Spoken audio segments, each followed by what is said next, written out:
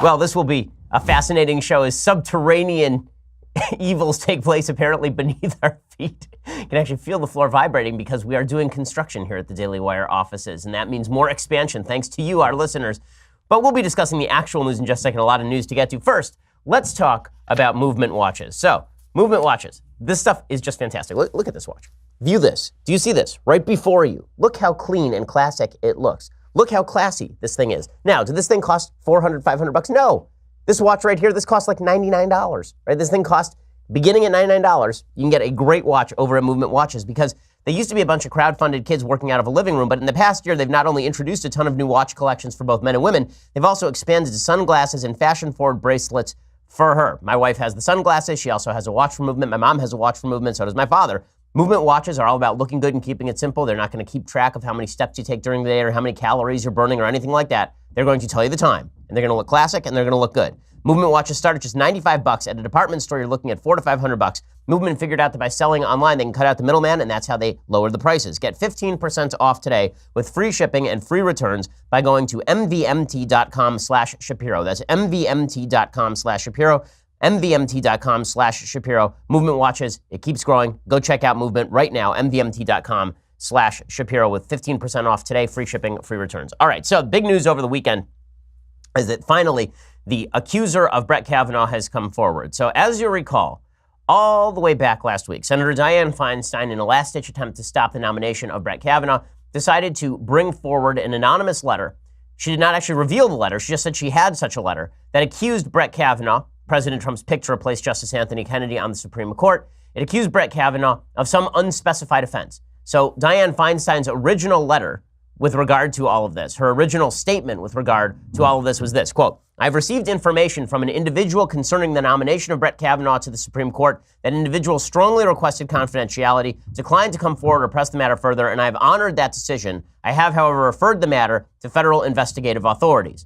And people like me said, what the hell is that supposed to mean? I don't know who the lady is. I don't know what exactly the allegation is. I have no way of checking this allegation. And so basically, you just saying now, here's an allegation, I'm not going to tell you what it is, that is supposed to somehow end all of the hearings about Brett Kavanaugh, and we're supposed to just remove him from consideration.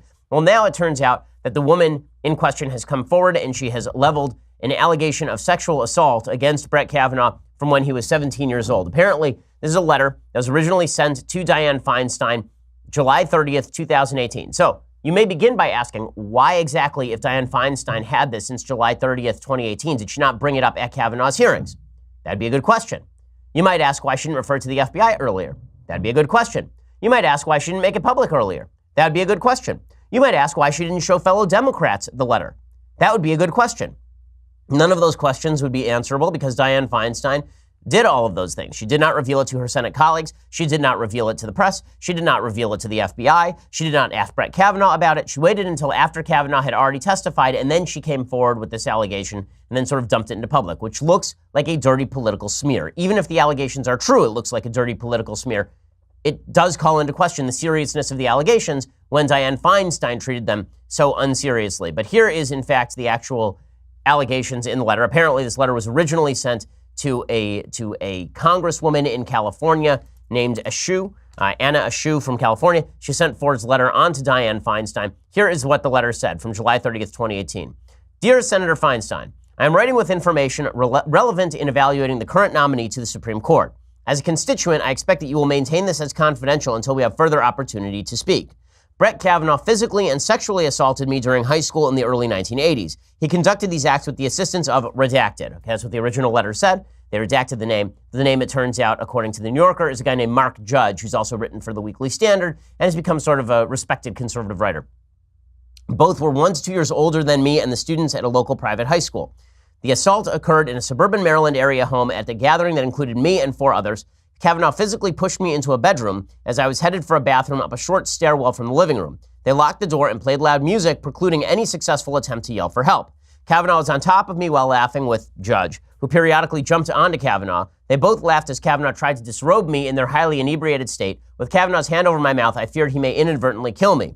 From across the room, a very drunken Judge said mixed words to Kavanaugh ranging from "go for it" to "stop." At one point, when Judge jumped onto the bed, the weight on me was substantial. The pile toppled and the two scrapped with each other. After a few attempts to get away, I was able to take this opportune moment to get up and run across to a hallway bathroom. I locked the bathroom door behind me, both loudly stumbled down the stairwell, at which point other persons in the house were talking with them. I exited the bathroom, ran outside the house, and went home. I've not knowingly seen Kavanaugh since the assault. I did see Judge once at blank, where he was extremely uncomfortable seeing me. I've received medical treatment regarding the assault. On July 6th, I notified my local government representative to ask them how to proceed with sharing this information. It is upsetting to discuss sexual assault and its repercussions, yet I felt guilty and compelled as a citizen about the idea of not saying anything. I'm available to speak further should you wish to discuss. I am currently blank, in confidence blank. Okay, so that is the full text of the letter that Dianne Feinstein had in her possession. There are several questions about this letter. First of all, we don't know where this actually happened. Right? We don't actually know where it happened because it says it was in a suburban Maryland area home on an unspecified date at an unspecified time with unspecified others. So what we have here is a basic, she said something happened, and then both guys who were supposedly involved have denied that anything like this ever happened. So Kavanaugh has released a pretty strong statement saying, I'm happy to come back and testify anytime you want me to. This never happened. Absolutely. Mark Judge came forward. He said, this never happened. And that's not stopping Democrats from saying that Kavanaugh's nomination should be pulled. Again, the real thing that should happen here, in reality, if Democrats are going to take this seriously, the real thing that should happen here is that the lady, whose name is Christine Blasey Ford, and who's apparently a professor at Palo Alto College, she should be called to testify in front of the committee, and then Kavanaugh should be called to rebut her testimony. Right? If we're going to treat these allegations with any level of seriousness, that's how this is supposed to go. And this is very reminiscent of how the Democrats played it with Anita Hill. They waited until the last minute with Clarence Thomas's hearing. Then they brought forward Anita Hill, who alleged that Justice Thomas had sexually harassed her. The allegations were really, really shaky. I'll go through in a second the Anita Hill allegations because I want to show by comparison that these are even more shaking than the Anita Hill allegations. But here is the Washington Post talking about Ford. So Ford now does an interview with the Washington Post. She finally says she's going to come forward. Speaking publicly for the first time, Ford said that one summer in the early 80s, Kavanaugh and a friend, both stumbling drunk, Ford alleges, corralled her into a bedroom during a gathering of teenagers at a house in Montgomery County.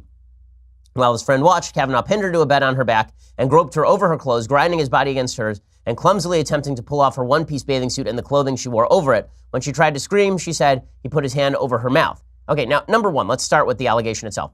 If that allegation is true, that's a pretty horrible allegation. Okay, that is an allegation of actual sexual assault. Right? If you push a girl on a bed and you lie on top of her and you try to pull off her clothes and cover her mouth with your hand while she's screaming, that's a bad allegation. Okay, that's not hijinks. That's not you playing around. That's a bad allegation. Okay, and that's an allegation that, if it can be substantiated in any way, would be disqualifying from the Supreme Court and, frankly, from the D.C. Circuit Court of Appeals. Right? I mean, if that allegation is true, then he shouldn't be on the D.C. Circuit Court of Appeals either. But the article continues, and here's where it starts to get dicey, because she provides no substantiating evidence. Her story has changed over time, as you would imagine, since it's a 36-year-old story. The story is 2 years older than I am as a human being. And we're supposed to now take it at face value. Let's just be frank about the way that human memory works in the first place. Human memory is not a snapshot. Okay, if I ask you about something that happened when you were 15, chances are that it's going to change a fair bit, particularly if it's emotionally invested. It just is. Witness testimony is not particularly good. The reason statutes of limitation exist in the first place, and this is beyond the statute of limitations, presumably, which is presumably why the FBI didn't investigate, also because there's no way for them to investigate it. The reason the statute of limitations exists in the first place is because it's an urge to people to come forward with criminal behavior so we can investigate it and convict people on the basis of evidence. Otherwise, this is exactly what you end up with. Unverifiable memories from a time that is not even specified. And then we're supposed to simply jump to the conclusion that it happened because a woman said that it happened. Now, again, maybe it happened. I'm not saying the woman made it up. I don't know whether she made it up. I don't know whether she's misremembering the incident. I don't know any of that stuff. You don't know it either. The only person who knows any of this stuff are the people who are in the room, two of whom deny that this ever happened. So before we jump to everything that a woman says about something that happened 40 years ago, she suddenly has keen snapshot memory.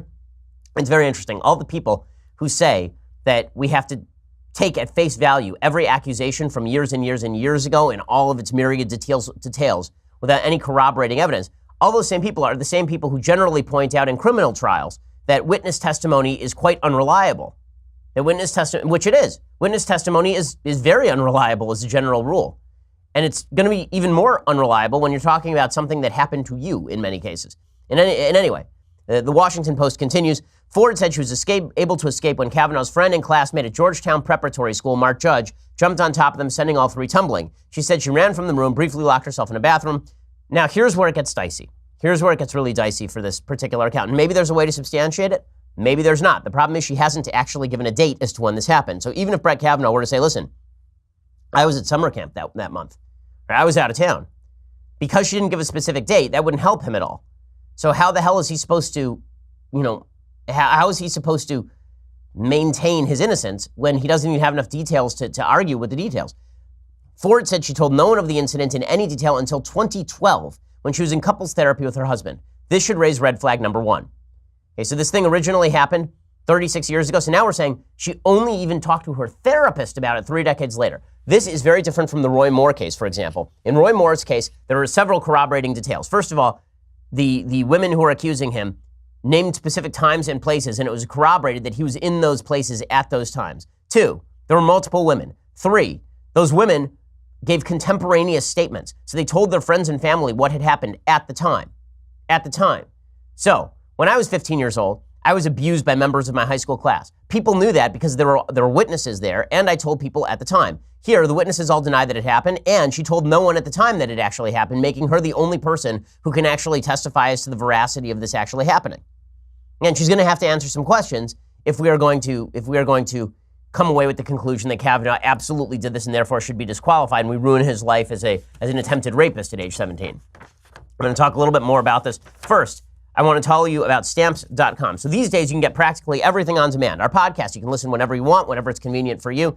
There's no reason you shouldn't be able to do that with all the great services over at the post office. Well, with Stamps.com, you can. You can access all those great services right from your desk 24/7 when it's convenient for you. Buy and print official U.S. postage for any letter, any package using your own computer and printer. The mail carrier picks it up. Just click, print, mail, you're done. Couldn't be easier. We've used Stamps.com here at the Daily Wire offices. I use it at home as well. It is just fantastic. It saves us time. It saves us money. Right now, use promo code Shapiro for this special offer. $55 of free postage, a digital scale, and a 4-week trial. Go to Stamps.com before you do anything else. Click on the radio microphone at the top of the homepage and type in Shapiro. Again, that's Stamps.com and enter that promo code Shapiro. Go check it out right now. Stamps.com, promo code Shapiro. Save time, save money. Don't wait in line at the post office. Make sure that you are using your time to its fullest by going to Stamps.com and you get that special offer, $55 free postage, digital scale, 4-week trial, Stamps.com. Once more, click on the radio mic at the top of the homepage and type in Shapiro. Okay, so here's where it gets dicey. Again, Ford said she told no one of the incident in any detail until 2012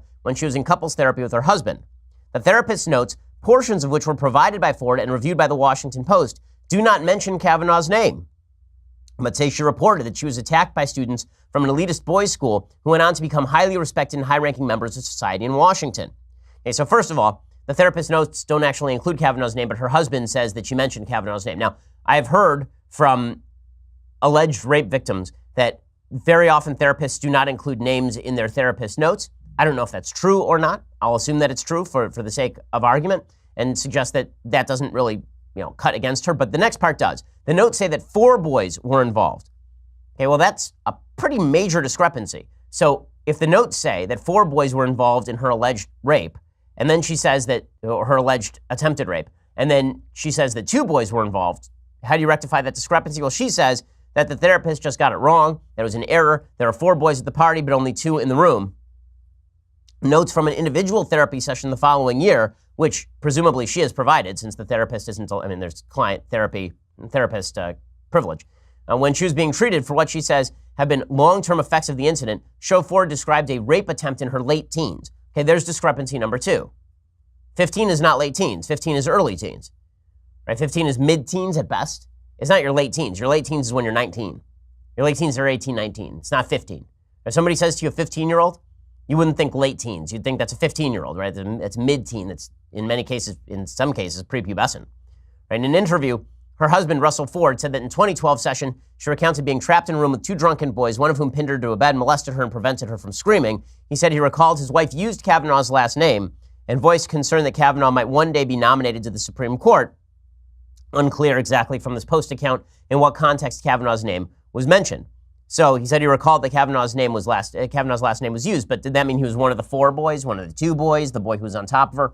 Not clear from the Washington Post account. So And there are a bunch of questions to be asked about all of this. Kavanaugh completely denies this stuff. He says, I categorically and unequivocally deny this allegation. I did not do this back in high school or at any other time. Judge says it's just absolutely nuts. I never saw Brett act that way. And he said that there's no illegal activity at any time. I'm going to give you more background on this in just a second. So here's the story about Christine Ford. Christine Ford is a professor at Palo Alto University. She teaches in a consortium with Stanford University, training grad students in clinical psychology.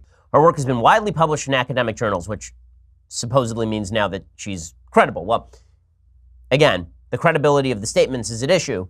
We'd have to take them seriously no matter who gave them.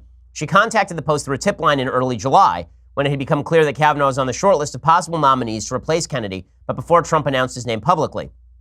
A registered Democrat who has made small contributions to political organizations, she contacted her congresswoman around the same time, and then in late July, she sent a letter to Dianne Feinstein. In the letter, Ford described the incident and said she expected her story to be kept confidential. Then she signed the letter as Christine Blasey, the name she uses professionally.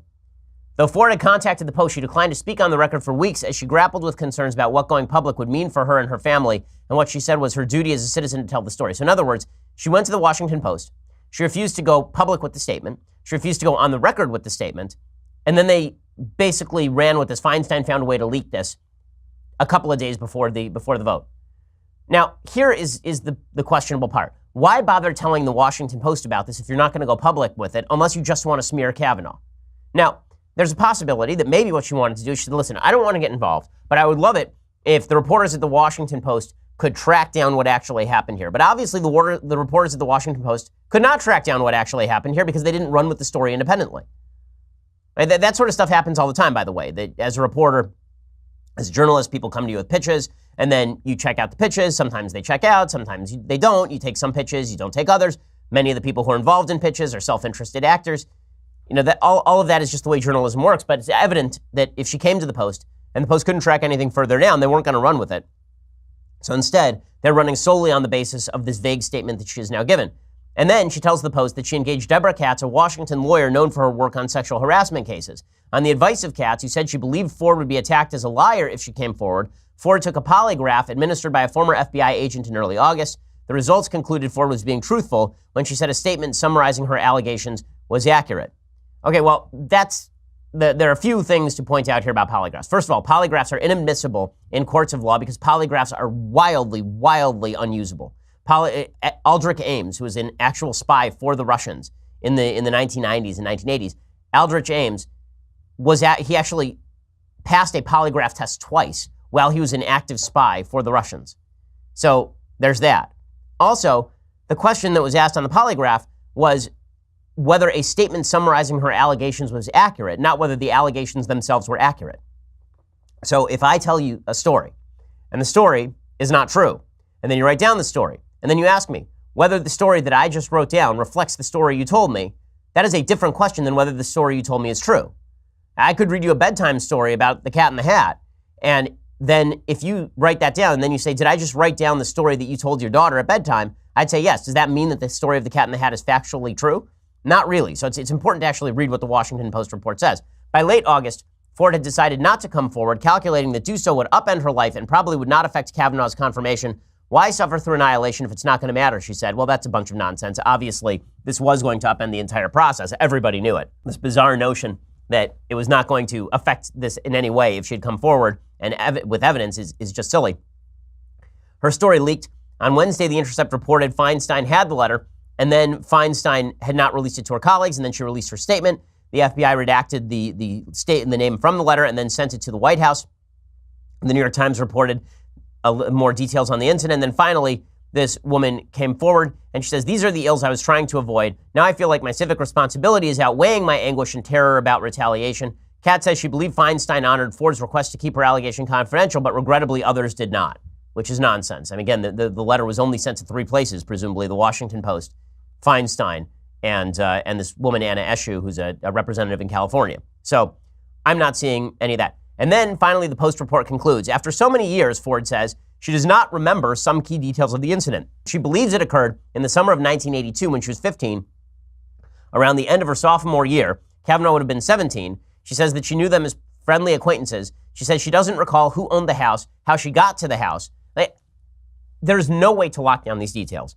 Even assuming that she is telling the truth, there is no way to lock down these details. And so we're going to have to hear more from her. We're going to have to hear more from Kavanaugh. And there is no substantiating evidence to any of this because she didn't tell anybody at the time. The only person she told was a therapist in 2012. Okay, now, how are people reacting to this? I'll tell you that in just 1 second. First, let's talk about your life insurance. So, have you gotten life insurance? If you haven't, you're being an idiot. You need life insurance. Everybody needs life insurance because God forbid something should happen to you. You have to make sure that your family is being taken care of. September is National Life Insurance Awareness Month. And if you listen to the show, you've heard me talk about how important life insurance is. Policy Genius is the easy way to get life insurance online. In just 2 minutes, you can compare quotes from the top insurers, find the best policy for you. And when you compare quotes, you save money. It is indeed that simple. Policy Genius has helped over 4 million people shop for insurance, placed over $20 billion in coverage. They don't just make life insurance easy, they also compare disability insurance and renter's insurance and health insurance. If you care about it, they can cover it. So go to policygenius.com right now, get quotes, apply in minutes, rates are at a 20-year low.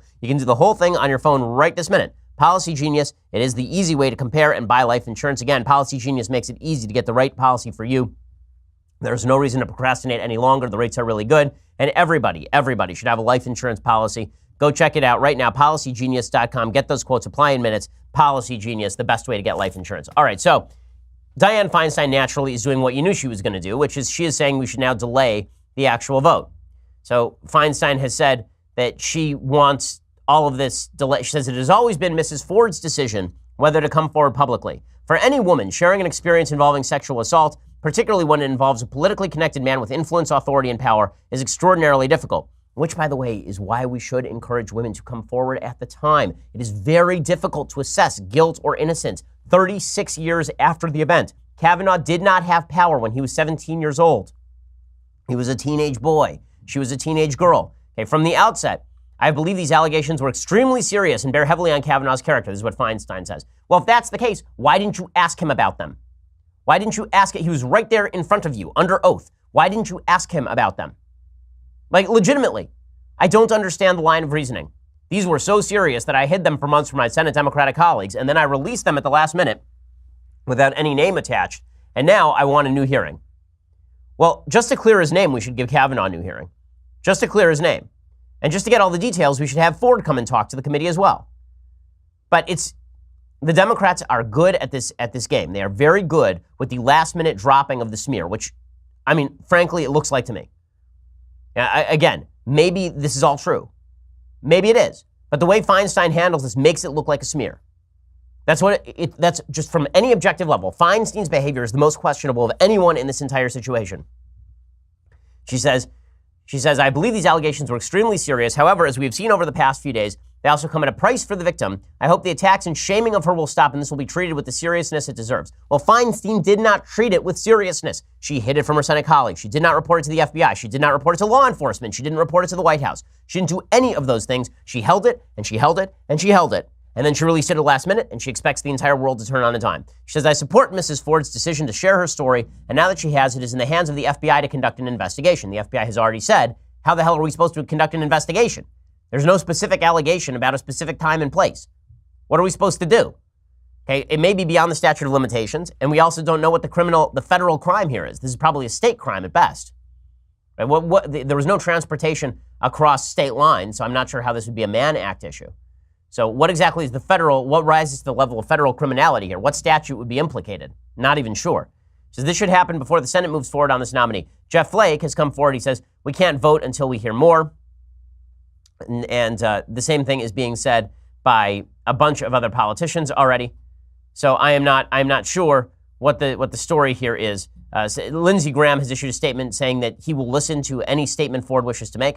He says, if Ford wishes to provide information to the committee, I would gladly listen to what she has to say and compare that against all the other information we've received about Judge Kavanaugh. He says if the committee is to hear from Ms. Ford, it should be done immediately so the process can continue as scheduled. And then he says, I agree with the concerns expressed in the Judiciary Committee's statement about the substance and process regarding the allegations in this latest claim against Judge Kavanaugh. And he said it was disturbing that these uncorroborated allegations would surface now.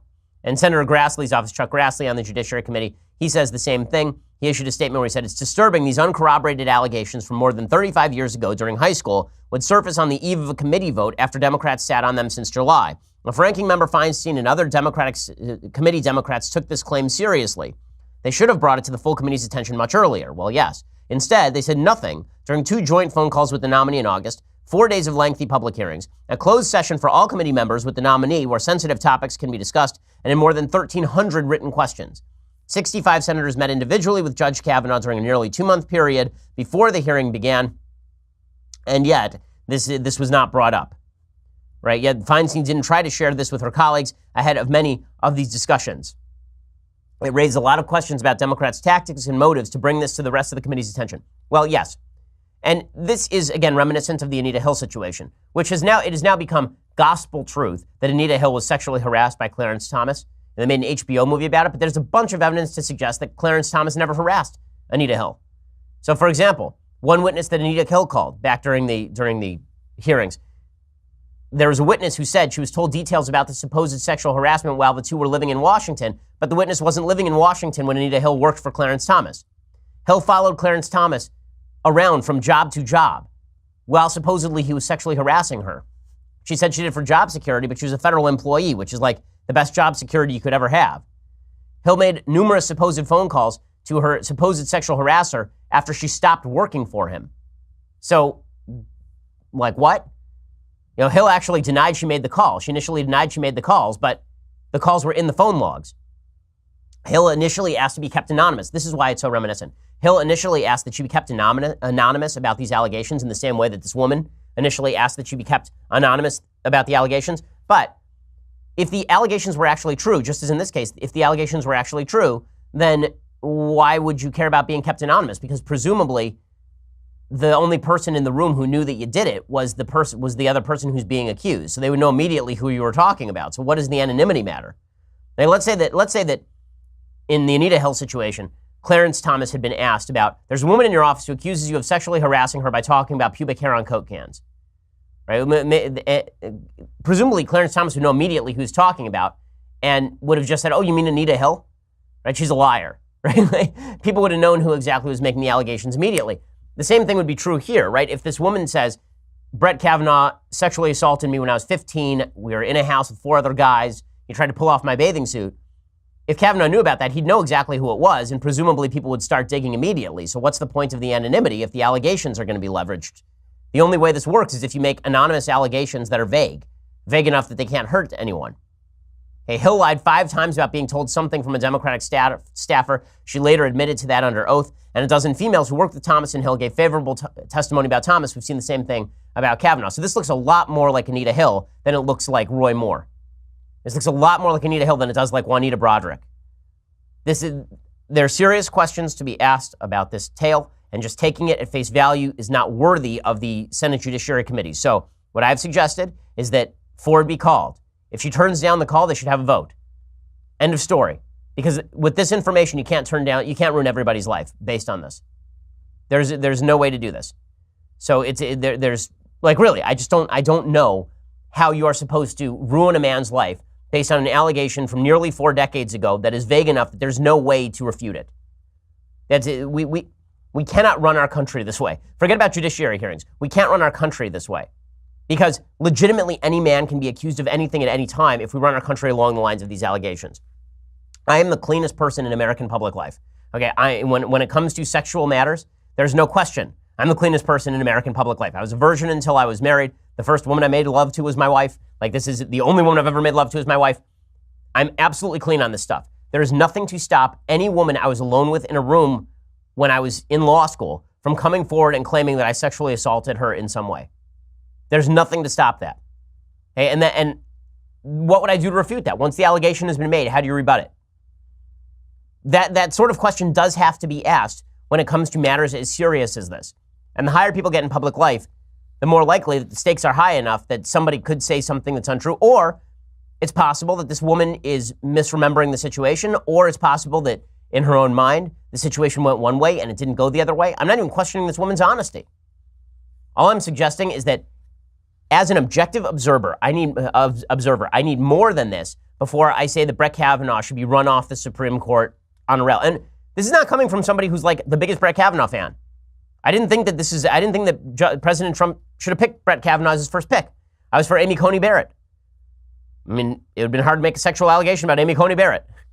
But with all that said, is this enough? No, it's not enough, and we cannot have this as the precedent for killing judicial nominations, or this will be, there is no bottom to this ladder. I mean, it just keeps descending if that's the case. Okay, I want to get to some other news that happened over the weekend, but first, let's talk about your internet security. Whether you're in a cafe or a hotel, you rely on public Wi-Fi to use the internet on the go. I do too, but something as simple as paying your bills online from a Starbucks could leave your data exposed. A hacker can easily intercept your information, stealing passwords, credit card numbers, personal details. It's not just hackers either. Government agencies like the NSA are monitoring the entire internet, possibly scooping up your activity. So what can you do to defend yourself? Well, the software that I use to protect my online activity from spies and data thieves is called ExpressVPN. ExpressVPN has easy-to-use apps. They run seamlessly in the background of my computer, phone, and tablet. ExpressVPN secures and anonymizes my internet data by encrypting that data and hiding my public IP address. Using ExpressVPN, I can safely surf on public Wi-Fi without being snooped on, having my personal data stolen, and ExpressVPN costs less than $7 a month and comes with a 30-day money-back guarantee, so you really have nothing to lose. To take back your internet privacy today, find out how you can get 3 months for free. Go to expressvpn.com/Ben. That's expressvpn.com/Ben for 3 months free with a 1-year package. Again, ExpressVPN. Secure your internet now. That's expressvpn.com/Ben. To learn more, go check it out right now. Okay, so I do want to get to an awful, awful story from Israel. I want to get to Alexandria Ocasio-Cortez. More and more frequently, I'm getting her name right. And she apparently is now cutting weird album covers. I'll explain what I mean in just a second. But first, you're going to have to go over to Facebook and check us out over there. And coming up this Tuesday, September 18th, 6:30 p.m. Eastern, 3:30 p.m. Pacific, you're not going to want to miss our next episode of Daily Wire Backstage with God King Jeremy Boring, myself, Andrew Klavan, Michael Knowles, which is the worst, as well as Alicia Krause. Plus, we'll be joined by a special guest, Glenn Beck. He's going to be by, and he's going to be talking about his new book, Addicted to Outrage. Plus, there'll be more. We'll be taking questions, but only from Daily Wire subscribers. So make sure that you go over there and you subscribe today. Again, that is Tuesday, September 18th, 6:30 p.m. Eastern, 3:30 p.m. Pacific. Join us for Daily Wire Backstage with special guest Glenn Beck. Become a subscriber to ask us your questions right now. Subscriptions also come with the rest of my show live, and the rest of Klavan's show live, and the rest of Knowles' show live, if that's something you're into because you're some sort of weirdo. $9.99 a month gets you that. Plus, the annual subscription gets you this, the very greatest in beverage vessels, the leftist tears, hot or cold tumbler. Go check it out right now. We are the largest, fastest growing conservative podcast in the nation. Alrighty, so meanwhile, Alexandria Ocasio-Cortez has gotten herself in a little bit of trouble. Why has she gotten herself in a little bit of trouble? Well, she's gotten herself in a little bit of trouble because she doesn't know how to answer basic questions about things. First, she got herself in trouble last week because for a socialist, she sure dresses like a non-socialist. So these are a couple of pictures of Alexandria Ocasio-Cortez, apparently from her new album, Your Money, My Fun. Here's a picture of her. Apparently, she also cut one of her numbers she cut with the Village People, which is pretty great. Here she is sitting on the stoop, gazing into camera a la John Lennon. And she is wearing apparently like $700 shoes and a $2,700 outfit. So this whole outfit cost something like $3,500. So she is a good little socialist, spending other people's money. And so how did she respond to the allegations that she is buying very, very expensive things? She says the alt-right doesn't even seem to understand the concept of magazine shoots. No, we get it, and we're also not the alt-right. Not everyone on the right who criticizes you as a socialist for spending $3,500 on an outfit, not all of those people are alt-right. Also, we understand the concept of magazine shoots. You don't seem to understand the concept of a magazine shoot, which would actually be about you putting your best foot forward as a democratic socialist. She says you don't get to keep the clothes, duh, which is weird. And she says, I don't pretend to fight for a living wage and Medicare for all. I do it. Yeah, mm-hmm. And then she says, get used to me slaying Lukes, Lewks, because I am an excellent thrift shopper. I don't know what a Luke is or why you would kill it. Is this a thing? Like, maybe I'm out of touch with the children. Am I out of touch with the younger generation already? I'm only 34 years old. Am I already out of touch with the people who are 17 years old? I mean, how old is this woman? This woman, Alexandria Ocasio-Cortez, I think she's like 28, right? So she's of my generation. I wasn't aware that people of my generation said ridiculous things like slaying Lukes. I don't know what it is to slay a Luke. Like, the only person I know who tried to slay a Luke was Kylo Ren, and even he failed. It is very difficult to slay a Luke. So I don't know what that is, slaying Lukes. Lewks, slaying a Luke. Oh, okay, so I've been informed, it's coming in right now, fast. I've been informed by Alex Zingaro, our producer, who only has the most up-to-date information, that a Luke is a really nice outfit. I don't know how Alex knows that. I'm going to have to ask him some questions later about his level of knowledge on these matters. But I will admit that I don't know what the hell she's talking about or why she is dressed like a member of an alt-rock indie band in a magazine. So there's that. But that was, of course, not the worst thing that she did over the weekend. She also was asked specific questions by Jake Tapper at CNN. Jake asked her like some actual serious questions like, you're going to spend a crap load of money. Where is all this crap load of money going to come from? And she basically said, well, it is a crap load of money, so it's going to come from the butt, because she has no actual answer for where the money is going to come from. And so it sounded like this. So where's the other $38 trillion going to come from? Well, one of the things that we need to realize when we look at something like Medicare for All would save the American people a very large amount of money. And what we see as well is that these systems are not just pie in the sky. Many of them are accomplished by every modern civilized democracy in the Western world. It is an externality, if you will, of unprecedented amounts of student loan debt. I'm assuming I'm not going to get an answer for the other $38 trillion, but we'll have you back and maybe we can go over that. So slow clap for Jake right there. I mean, this is why I still love me some Jake Tapper on more than one occasion. That's pretty spectacular stuff. I mean, so I assume we're not going to get any sort of answer on like where all this came from.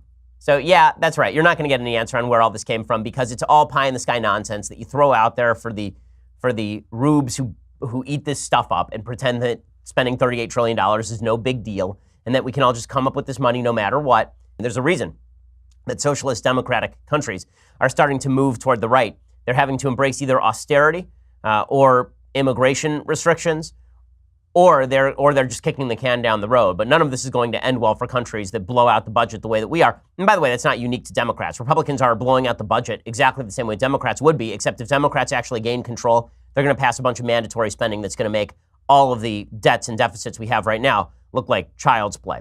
Okay, well, meanwhile, this is an awful story from the land of Israel. A man named Ari Fold was murdered over the weekend. Ari Fold was an activist. He lived in Efrat, which is a quote-unquote settlement. What people need to know about the settlements is that this is traditional land of Israel. The Jews have every right to settle in these places. And the city of Efrat it's like Beverly Hills. It's a really nice area. Ari Fold has spent an awful lot of time covering the media, particularly media bias in this particular area of Israel. He came to Los Angeles not all that long ago. We were supposed to do a meeting and it just sort of fell through. But he was stabbed to death over the weekend. He's a father of 4. Lior Shirka is a friend of the victim, told a news agency that Ari was, like his name implied, it means lion in Hebrew. He was very involved in explaining and defending the good reputation of the state of Israel on the internet and before the citizens of the world. He was about to launch a new Hasbara site to reveal the truth about Israel in English. He was a good friend who knew you would stand behind, who you knew would stand by you and protect you in any situation. A lowly terrorist came up behind him and in a cowardly way stabbed him. Ari was one of the fighters in the Efrat emergency squad. We didn't expect anything less of him. Even after he was wounded, Ari engaged with the terrorist and chased him as he was bleeding and managed to respond and shoot at the terrorist. He actually wounded the terrorist and stopped him from attacking other folks. The video looks like this for folks who can watch. You can actually see in the corner of the screen Ari Fold is standing there, and then he is attacked from behind by a terrorist, and then he's wounded. I mean, he died of these wounds, and he is chasing the terrorist down, and he shoots the terrorist, and the terrorist is wounded but does not die. Fold then collapses because he has been stabbed in the back, and he would later die of his wounds. There is an actual GoFundMe that is up for Ari Fold and for his children. I've given $1,000 to it. I urge you to do the same. I'm not sure if it's tax deductible. I don't know the answer to that, but you should check it out. Anyway, his kids have been left without pretty much anything, and obviously he has 4 of them. So absolutely terrible story, and a solid reminder that these are the folks that Israel is dealing with. This man's family, the attacker's family, 17-year-old, the attacker's family will be given some sort of reward by the Palestinian Authority. They will be given a monetary reward for stabbing an innocent Jew like Ari Fold. Just a terrible, terrible story. His brother also relayed a message about who he was.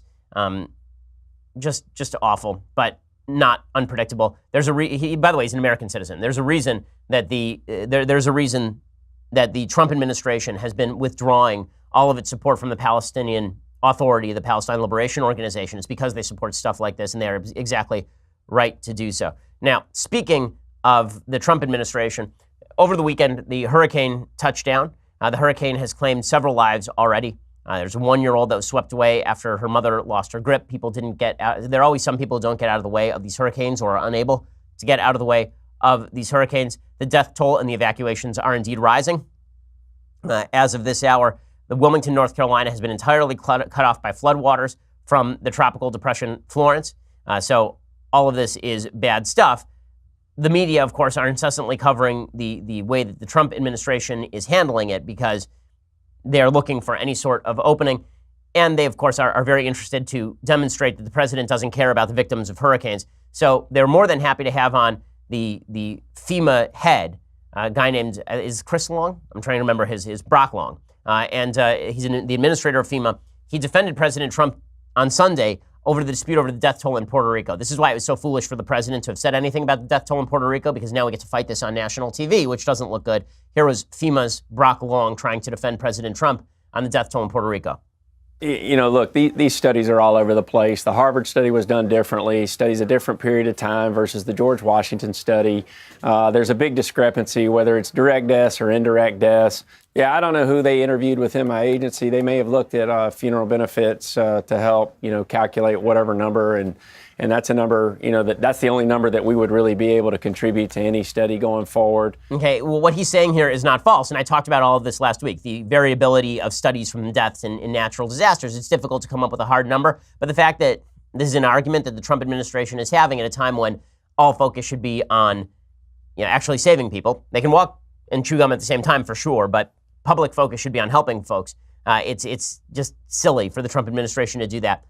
Once again, the Trump administration on policy very often does the right thing, and on rhetoric, they very often undercut themselves, and that's a really unfortunate thing that I wish they would avoid. Okay, time for some things I like and then some things that I hate. So, things that I like, Yom Kippur is coming up on Tuesday night.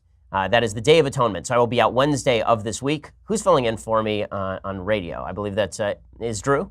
So Andrew Clavin will be filling in for me on radio. But in any case, I'll be in shul davening and praying.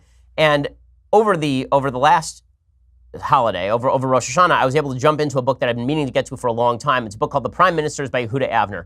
If you are interested in sort of the history of the state of Israel at all, if you're interested in the inside story about all of the controversial decisions made basically between 1947 and 1983, 84, the Lebanon War, then you should check it out. The Prime Ministers by Yehuda Avner. It's a really quick read, and it's really exciting. And Avner served under 4 different prime ministers: Levi Eshkol, Golda Meir, Yitzhak Rabin, and Menachem Begin. Begin really is sort of the heart of the book because Begin was by far the most imposing prime minister in Israeli history. And he was also a foundational figure in Israel's formation. I get a lot of questions about books you should read about Israel. This is definitely a new one that I've read that's on the list. So go check it out. The Prime Ministers by Yehuda Avner. Okay, couple of things that I like real fast. So I do love it when Democrats simply come out with what they actually think of the American people. And Joe Biden is doing it now. So Joe Biden came out over the weekend and he suggested that President Trump's supporters are the dregs of humanity, which is, if you're looking to win an election, I'm not sure how this is helpful particularly, but go for it, man. This time, they, not you, have an ally in the White House. This time, they have an ally. They're a small percentage of the American people, virulent people. Some of them the dregs of society.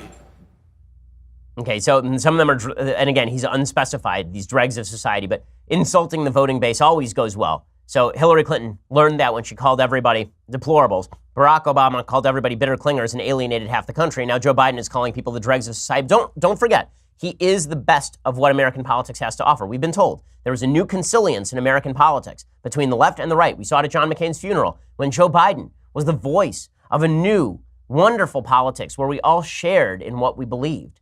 Yeah, that was all crap, and we all knew that it was nonsense at the time. Okay, time for a couple of things that I hate. So Anne Hathaway, who I think in the dictionary under white privilege, there's actually a picture of Anne Hathaway. Anne Hathaway has now come out and denounced white privilege while accepting an award, because this is what we have to do now, is virtue signal along every line. She ripped into white privilege at this same event that Joe Biden spoke at, this National Equality Dinner, the Human Rights Campaign National Dinner. Human Rights Campaign is a pretty extreme left group, and when I say they're an extreme left group, I mean that they have relationships with the Southern Poverty Law Center, and they're constantly accusing people who are not actually homophobic of being homophobic. In any case, Anne Hathaway felt the necessity to talk about how everybody who is not gay, black, Hispanic, a woman, all these people are actually privileged in American society. Here's what it sounded like. It is important to acknowledge that, with the exception of being a cisgender male, everything about how I was born has put me at the current center of a damaging and widely accepted myth. That myth is that gayness orbits around straightness, transgender orbits around cisgender, and that all races orbit around whiteness.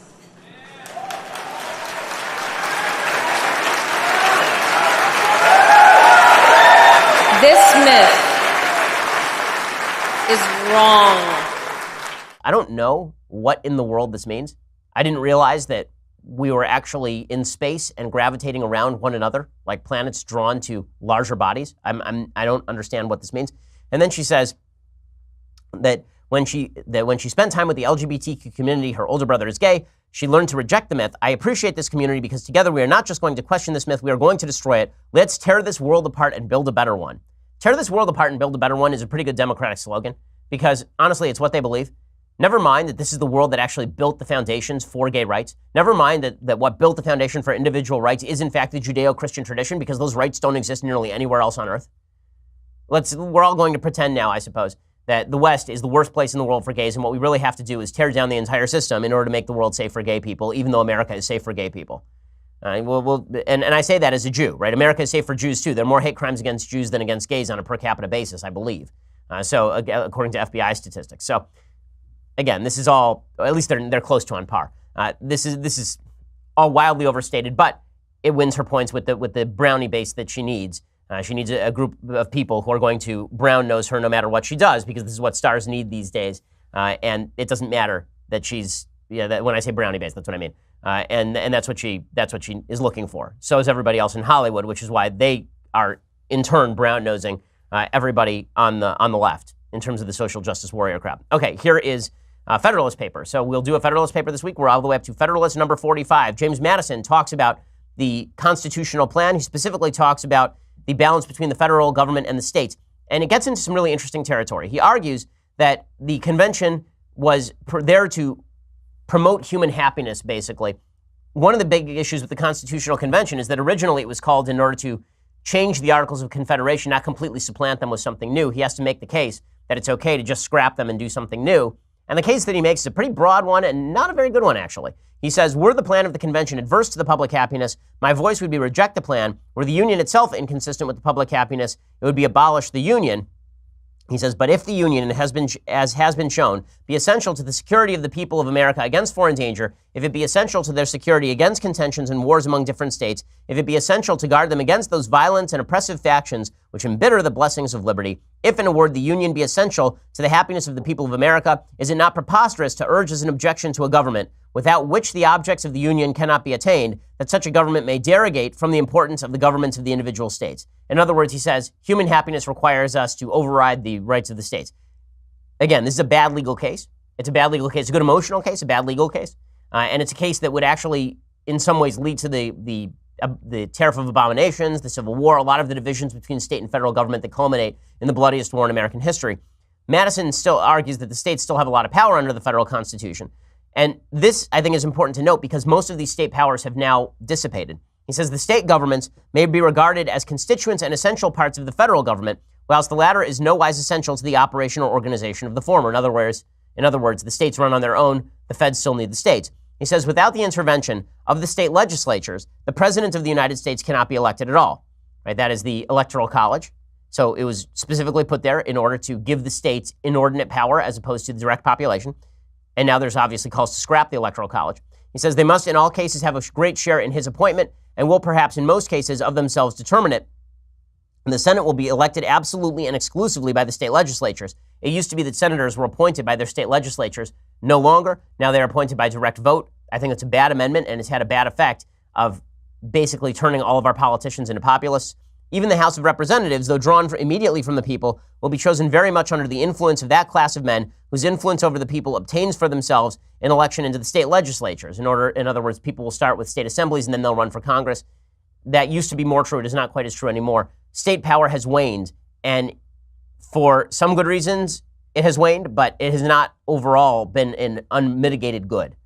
It's just, I think, the original balance drawn between the feds and the states has been abrogated in pretty significant ways. That has some costs.